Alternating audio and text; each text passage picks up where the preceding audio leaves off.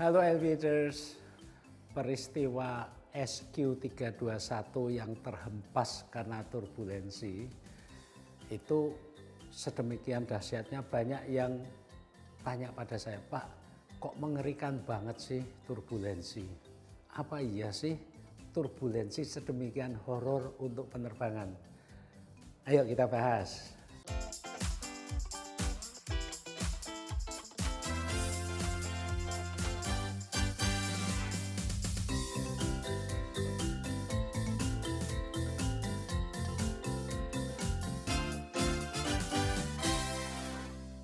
Aviators, turbulensi adalah gerakan udara yang tidak teratur akibat pusaran dan arus vertikal. Jadi anginnya bisa berputar atau pergerakan anginnya naik turun. Nah, turbulensi ini ada kategorinya. Bisa ringan seperti kalau kita naik mobil atau naik motor, jalannya bergelombang atau lewat posisi tidur.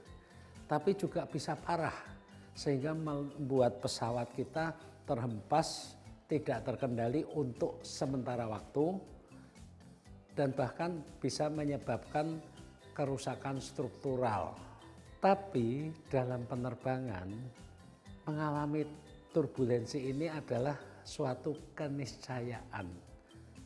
Seperti halnya kalau kita naik kapal, naik perahu, ketemu ombak, biasa kan. Nah, ketika terbang ketemu turbulensi juga bukan sesuatu yang luar biasa dan tidak bisa dihindari.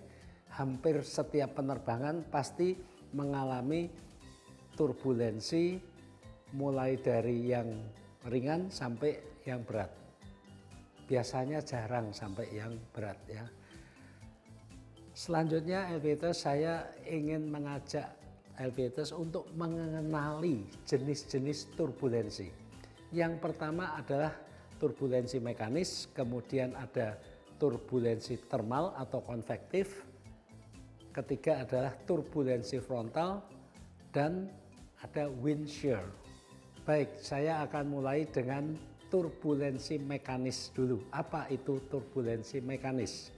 Turbulensi mekanis terjadi karena gesekan antara udara dan permukaan bumi, terutama medan yang tidak teratur ya, ada pegunungan, bukit, atau mungkin juga ada gedung-gedung buatan manusia sehingga menyebabkan terjadinya pusaran udara.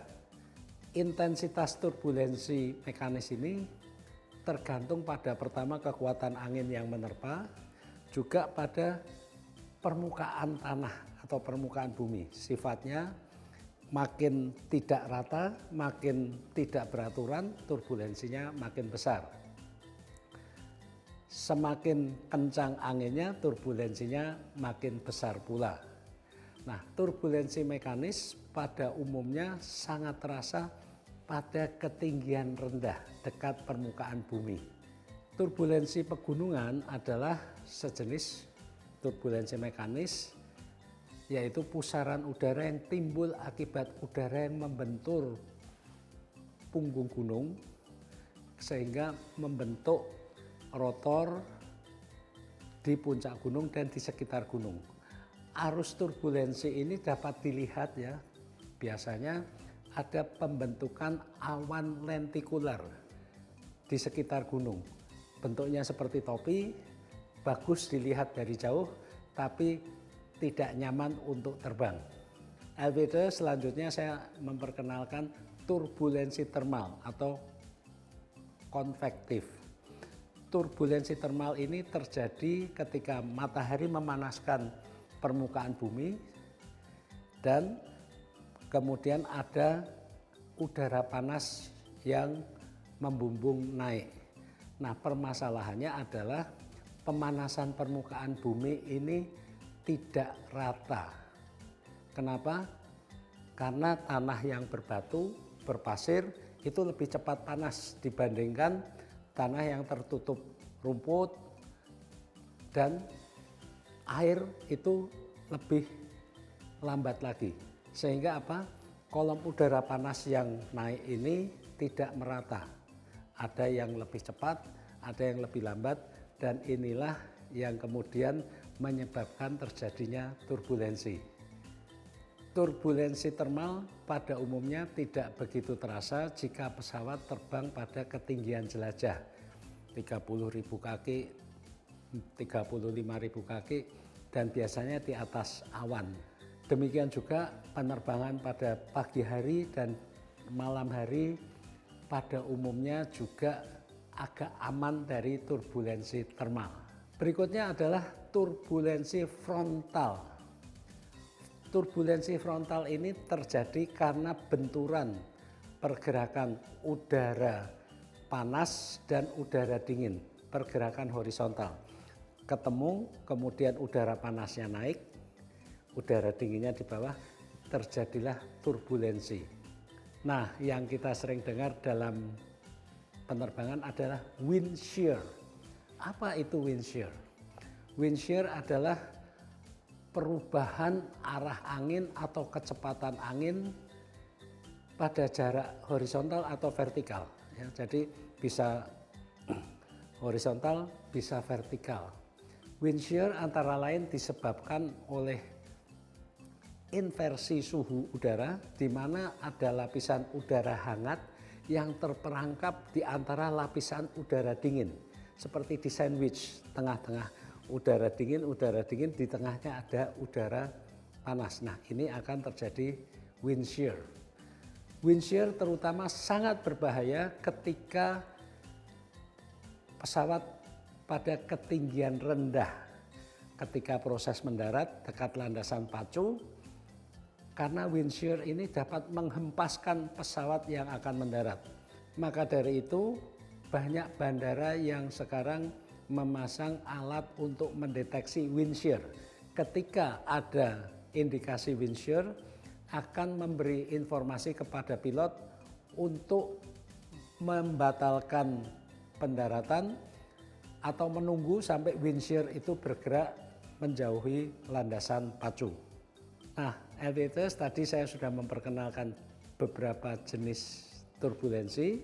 Sekarang kita mengenali intensitasnya dan apa gejalanya. Turbulensi ringan biasanya guncangan-guncangan kecil. Ketika di dalam pesawat kita masih cukup nyaman untuk jalan, layanan makanan juga masih dapat dilakukan. Nah, kalau naik sedikit, turbulensi sedang atau moderat, guncangannya agak kuat, kita masih bisa jalan tapi agak terhuyung-huyung, layanan makanan juga agak terganggu. Nah, ketika terjadi turbulensi berat, makanan yang sedang kita makan atau barang-barang yang kecil itu bisa terlempar dan kita agak sulit untuk berjalan. Berbahaya bahkan karena kita akan terlempar-lempar. Pada saat mengalami turbulensi berat, biasanya layanan makan minum akan dihentikan. Awak kabin pun akan diperintahkan oleh pilot untuk duduk di stasiunnya masing-masing mengenakan sabuk pengaman. Turbulensi ekstrim, ini yang paling ekstrim, namanya aja ekstrim ya. Ini yang terjadi pada SQ321.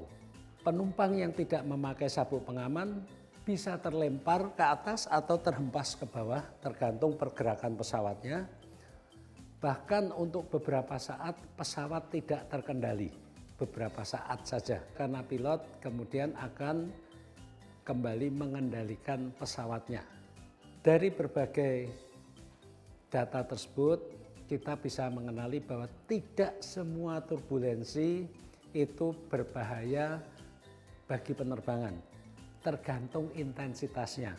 Yang ringan, yang sedang itu jelas tidak nyaman tapi tidak berbahaya. Yang berat itu juga ya masih oke lah ya. Yang sangat berbahaya adalah yang ekstrim. Yang ekstrim mencakup juga clear air turbulence yang tidak nampak di radar. Bagi LPTS yang ingin tahu tentang clear air turbulence bisa menyimak video terdahulu. Kalau mau lihat, silahkan lihat pada link ini. Aviators, kita tahu sekarang bahwa sebenarnya tidak semua turbulensi itu berbahaya. Bahkan sebenarnya pesawat ini bisa terbang karena memanfaatkan turbulensi yang terkendali dan terukur untuk mengangkat sayapnya. Jadi ingat, tidak perlu parno dengan turbulensi. Tidak semua turbulensi adalah horor bagi penerbangan. Semoga bermanfaat. Alvin Lee, Aviation, happy landing.